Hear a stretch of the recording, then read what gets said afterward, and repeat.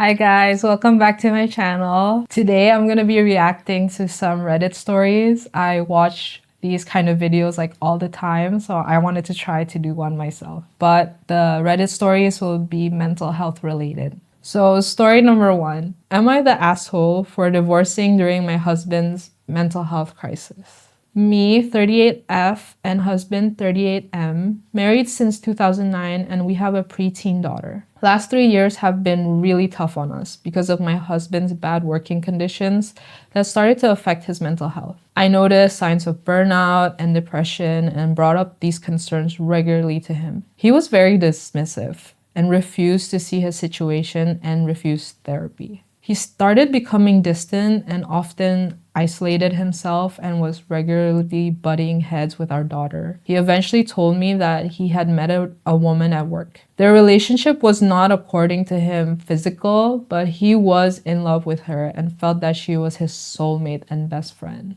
He said he was very sorry and that he could not decide which woman he would ultimately be happiest with. He spoke out about this at home while I was having the toughest time of my life. I cried alone over my dreams and plans, everything we had together. He also told me that in order to clear his head, he would need to leave the house and spend some time on his own. That coworker had offered him her spare room and he was going to take it. I asked for his help organizing the rest of the school year as I was commuting, and I promised him that as soon as the school year was over, I would look for an apartment closer to my work, and me and our daughter will move out and he can have the house to himself for his healing. The new home had become a safe haven that we cherish, and he took it over as soon as he appeared. And it felt like I wasn't breathing until he finally left. After 6 months of living like this, I decided I had given things enough time to mend and they had not. I was still hurt and bitter, and he was still cagey about what was going on and what was his ultimate decision really was. I told him I was done living like this and that I wanted a divorce. He absolutely lost his shit and left and drove back to our old house in the middle of the night just to get away from me. A week later, he told me the coworker is pregnant and he was angry that I didn't even want to try to fix our marriage. Since then, he has gotten increasingly more hostile and accusatory in his communication with me. He blames me for breaking up the marriage and abandoning him during his crisis. He says he was not himself and has no idea why he did the things he did, but that I was the one who left. He claims I was no help when he needed me and I had clearly mentally abandoned our relationship long before, more than 3 years prior. He tells me I'm cold and calculating and clearly not the person he thought I was. I understand that he's not well. He finally did go to therapy. I explain a lot of his actions with that in mind at first. So am I the asshole he claims I have become, taking his daughter away and leaving? Fuck no, what the fuck? What? First of all, he basically cheated on her, moved in with his mistress, and then got the mistress pregnant. That's already like, without the mental illness stuff, like you should leave his ass. Like, what the fuck? And then two, you noticed his mental health declining, right? And then you gave him options before it got so bad.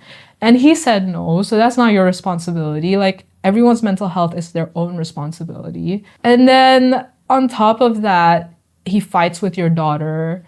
And when you moved out and you found a safe haven for the two of you, every time he comes, it's chaos. He's like a dick to you and your daughter. And like, it's just like a red flag when once you separate from someone, you feel relief. So like, no, you're not the asshole. Like the fact that you even gave him like, what was it, like 6 months to like live with his mistress and find out if he wants to stay with you or not. I think that was already like way too nice. I feel like you shouldn't even have done that in the first place because he was fucking cheating on you. I think like take away the mental health stuff, that's already fucked up in the first place. And for you to want to like separate yourself from him is perfectly fine. I think you gave him way too much already. So I think like, yeah, you should have divorced him once he said he was gonna move in with his mistress. Like, the hell?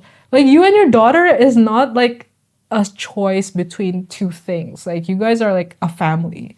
So the fact that he wanted to choose someone else over you two is already like, you should have just divorced him at that point, in my opinion. I know. Do you ever give someone a pass if they're going through something? Like what is the line where you're like, okay, that you're going through a lot of stuff, I'll give you a grace period, versus like, I don't care what you're going through, if you do this, then like it's done. You already tried to help him.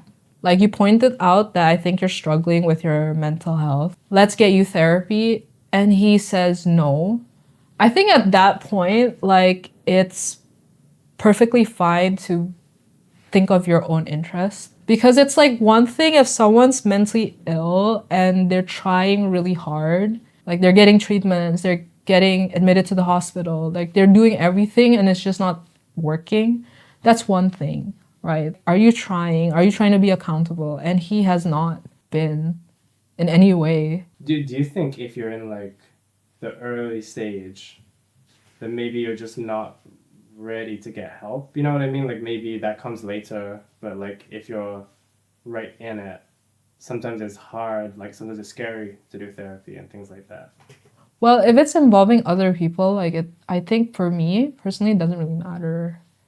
Like you can't be selfish. Just because you're mentally ill doesn't mean like you get a pass for shitty behavior. I think the only pass I give mentally ill people is like you've tried everything and you're just really struggling. I think for me, it's like you're taking accountability, you're trying really hard, but it's just not getting anywhere, you know? Like when I was struggling, like I was the first to go to the doctor. I was the first to be on top of my treatment and revisions and everything. And I think that's why a lot of people in my life are still in my life because I wasn't having like a hard time or maybe not having the best like reactions to think or treat people the best. Not because I didn't take accountability and did what I needed to do, but because I was like truly, truly like struggling. And I was trying my best not to impact the people in my life. And then eventually I got better. And I think that's why like a lot of people who are still in my life do not hold any resentment. From their point of view, it's like, at least you tried really hard. Like I can't say that you did not try, you know? But for him, he did not try. Like he did not try at all. And like it's just like take all the mental health thing out. It's cheating. What? Like you're telling your wife, I don't know if I want to be with you and keep my family together because I kind of feel like the hots for this other girl. And you move in with the mistress. I don't know, like that's already like crazy. Do you ever give a pass for cheating if someone's really going through it? Or is it like that is a red line in all situations? It depends on the person. Like I don't think it's up to me to tell someone if they should give a pass for cheating or not. For her, she's done. She's over it. And that's completely fair. Like, you can have empathy for people with mental illness. Like, some people cheat when they have mania or something. And it's not them, and that's fair. But if the person who got hurt just doesn't want to deal with it, as someone who's mentally ill, you just have to accept that. Because like just because you're mentally ill doesn't mean you didn't cause hurt to that person. And if they're done, they're done. You have to respect that. To be fair, if there's a child involved, I think that Yeah, it changes everything, right? Like, but I think for me, it's like if she's done, she's done. Like, full stop. It doesn't matter. Like, if this was me, like I'm mentally ill, but if I was her, I'd be like, yeah, no, like I'm done. Like, it's the situation that he put her in is crazy, and I think what really gets me is like OP wanted to get him help. Like she noticed it. She was like, can you please get help? Like I'm noticing your mental health declining. And he just was like, no, no, no. And then put her through all of this, you know, and he wasn't making any progress, in my opinion. Like maybe I could give him a pass if he was like, I've been thinking about this and like really updating her. But it seems like he didn't really deal with the problem of like, who do I choose? And every time he met her and the daughter, it was just bringing chaos. I just think there was no progress. And I think it's fair for her to be like, you're not making any progress in the thing that you say you're going to work on. I'm done. And that's pretty, like, that's fair, I think.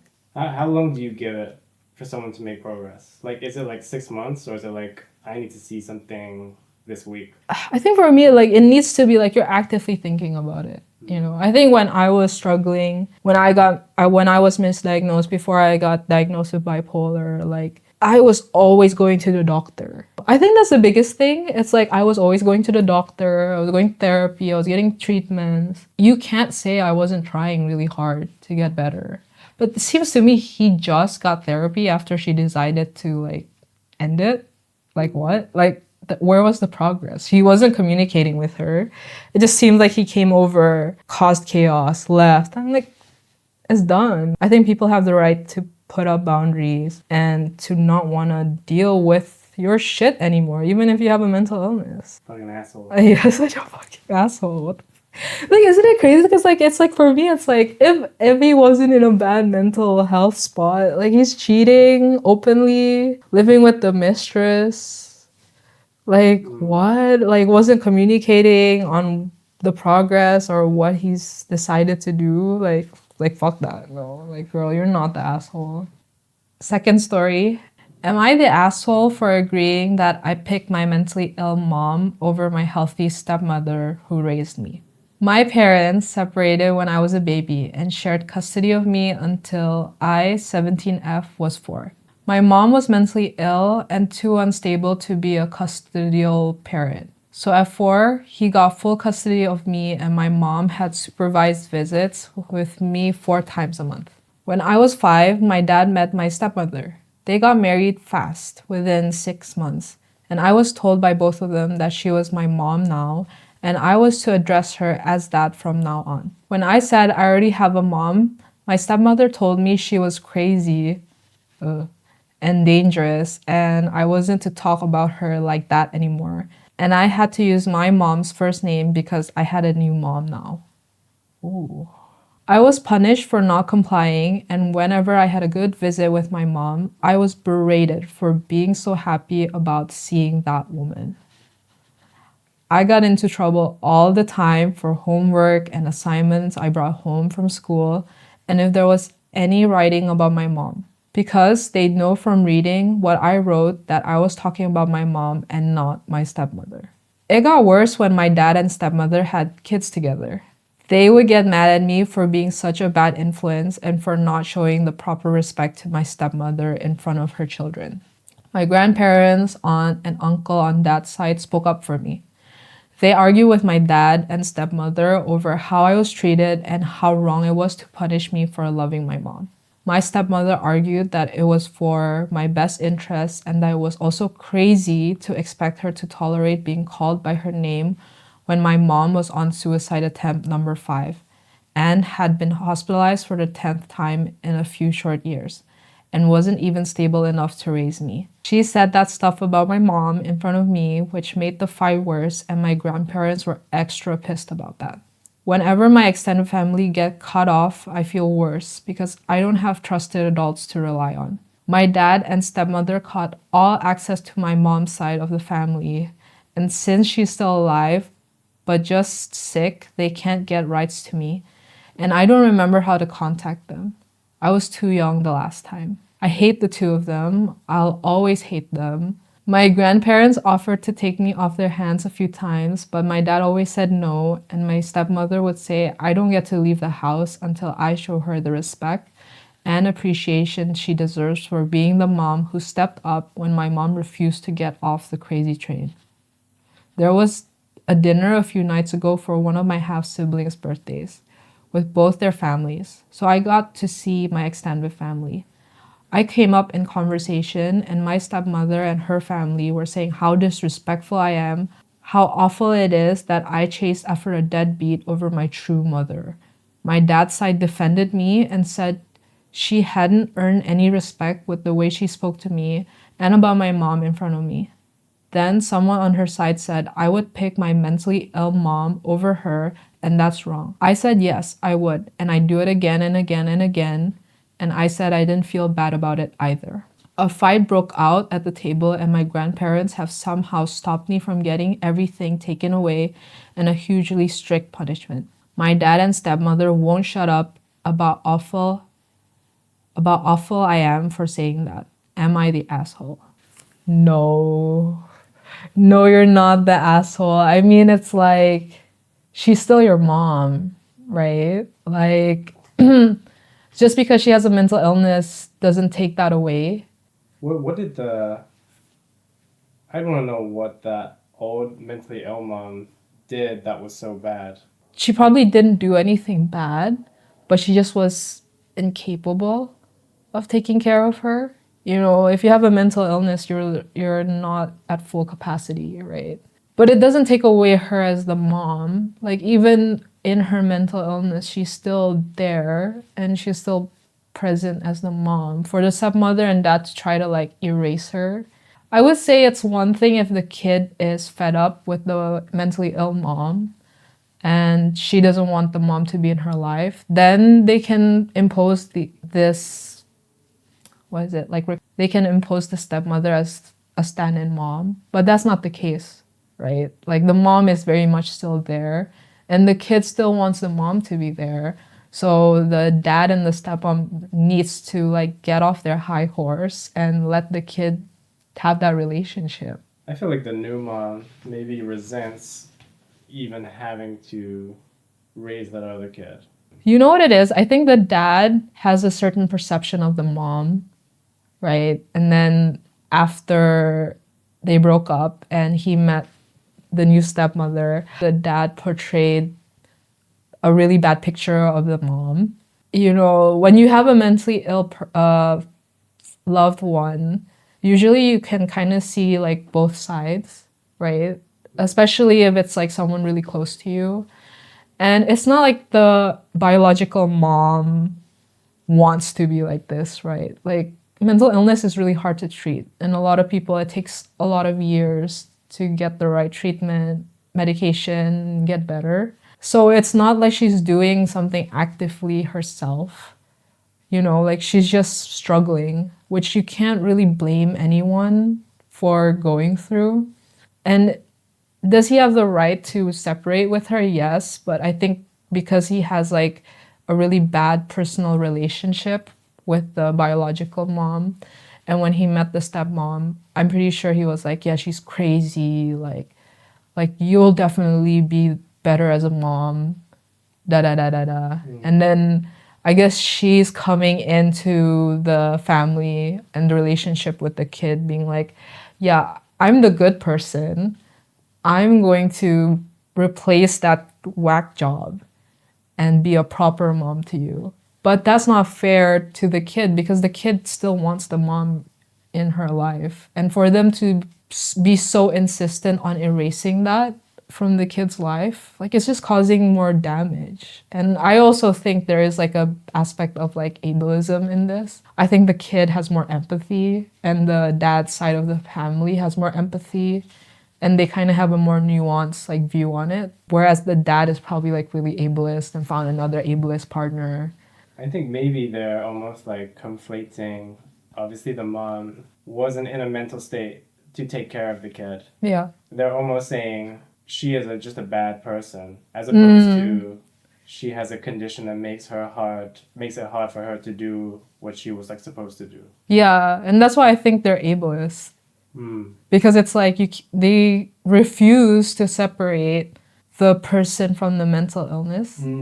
Because in my opinion, from what OP is saying, it seems like when the mom can be there, they have a good relationship. You have to respect how other people want to have a relationship with someone who's mentally ill. It seems like they're just not being honest with OP about it. I mean, maybe OP doesn't know the mom very well these days, but the fact that they're just talking like that and not saying like, oh, she's struggling, but more like, no, she's just like an evil person. Yeah. And maybe that was an attempt to make OP side with them more, but just the way they're saying it and like just one broad stroke, I feel like that's pushing OP further away. Yeah. There's just so no nuance in what they're saying. Yeah. Like I think it's too black and white and they're kind of like screwing themselves over. Yeah, I think like the problem is like with a lot of parents, they can't accept that their kids have their own free will and opinions. You know, like I think as a parent, like you can have your worries, obviously. Like you can be worried about how your kid's impacted by their mentally ill parent. Like, of course, you want to protect them, but again, it's like your kid has a different opinion.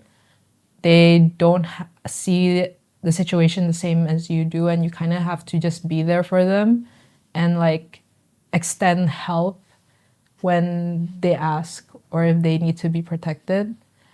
And I think the stepmother is nasty. Like, I don't know. The way she's talking about the mom, they're both ableist, and probably the dad portrayed the mom in a certain way, you know? I think we need to know what the biological mom did. Maybe she did something bad. They haven't said anything. Yeah. But I think that is like a key piece that's really missing.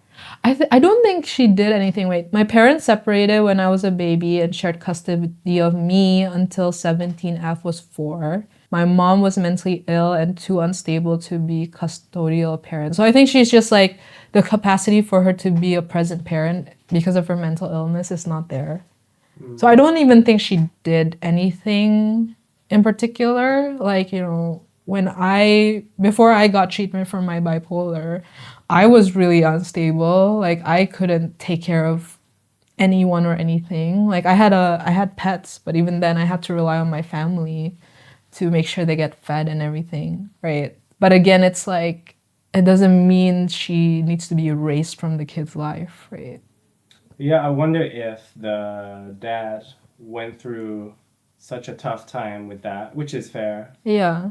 but maybe he puts that like horrible time in his life on her, like almost resents her for it. And Yeah. so when he talks about her to the stepmother and other people, he's just portrayed it as like not like this was a dark time, but more Yeah. like she was a dark person that put me through this hard time. But again, like that's your personal experience. Your kid has a different experience, and like it's not fair for you to like erase her real mom who's like literally like there. She's still alive. Like she's there acting like she died or something, you know? That's not the same.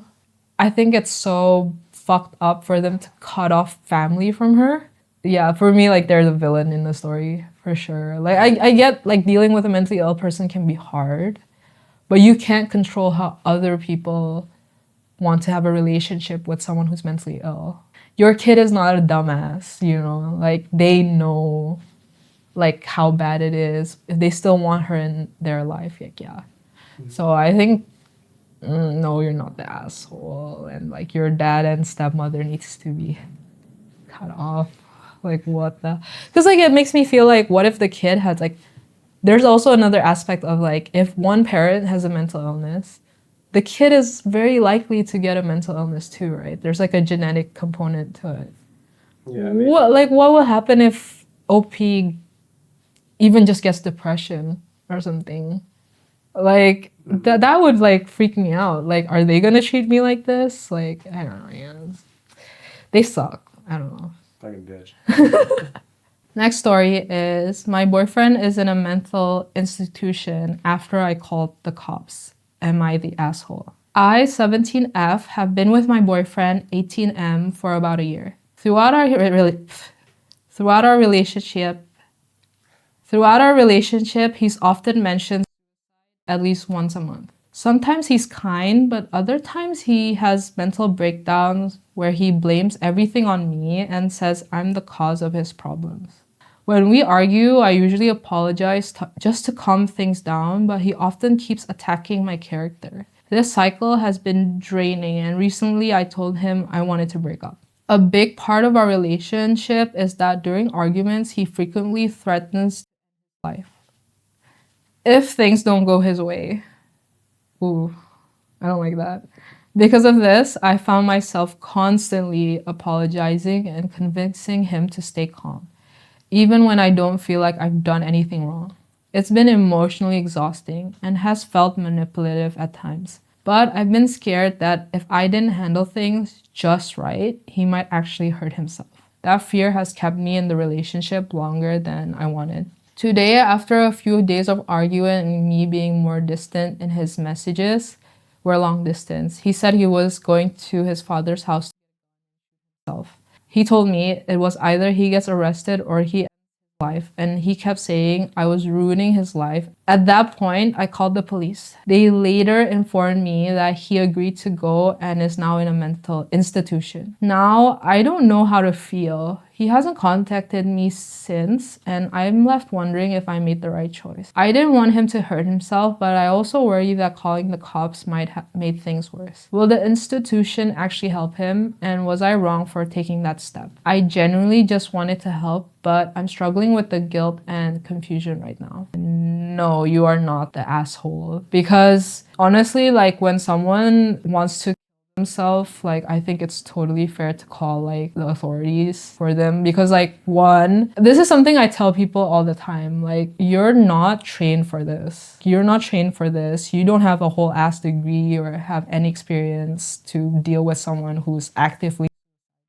You can't expect you to do the right thing. Like reaching out, getting them the help that they need by people who know what they're doing is the right way to do it. Especially like this is a very like serious situation. And honestly, like he was kind of manipulating you. He was trying to guilt you to just trap you. Like he might have mental health problems, whatever. Like I'm not gonna say he doesn't. But for me, you were in a really toxic situation. You weren't trained for it. You did the right thing, and he's gonna get help now. Yeah, like it's not a good situation. Like you saying like he's attacking your character and he blames everything on you, blah blah blah. You're the cause. Like that's not good for you. Like you need to like protect yourself. Like you can care about other people and their mental health problems. But I tell everyone, don't do that to the point that you're sacrificing your own well-being. Instead of having one person who's struggling, now it's two people who's struggling. That's never good.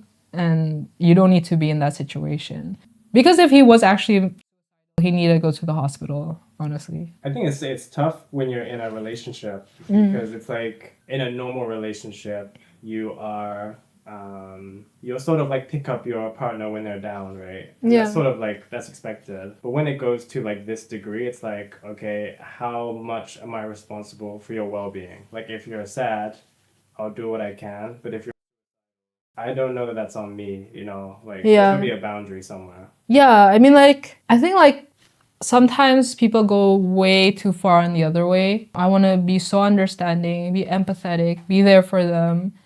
But it's like, honey, you're not a doctor. You're not a therapist. Like, you're not. It's better for you to reach out for help for someone else. If you didn't do that, if you kept being in the relationship, you're just letting him and his condition get worse and worse and worse. And mental illness is not like contained. It could spread to other people. These are very dark, serious thoughts. Especially now he's like putting that anger and that despair and sadness on you. It eventually is going to affect you, and that's just not good, you know? And like you obviously didn't know what to do. So for you to call the authorities in a very serious situation, you should not feel guilty about that. I think people with mentally ill loved ones need to understand like I can be there for them, but I can't be the one to treat them and like fix this, because you can't fix this. I think OP is almost lacking some, it's going to sound bad, but I think she's lacking some self-esteem because she is willing to basically like sacrifice her whole life for someone else. Yeah. At the drop of a hat. Yeah. Which is crazy. Look, I think for me, it's like, it's really abusive. It's gotten a point their relationship's really abusive. Yeah, like you don't know if he's actually like, I don't know, like it could be just empty threats, but he could have himself. You did the right thing. You're not the asshole. Yeah. Thanks for watching my video. I hope you guys like my takes and the stories I picked. I'm probably gonna do a few of these again because I love listening to Reddit stories. But yeah, I hope you guys enjoy the video.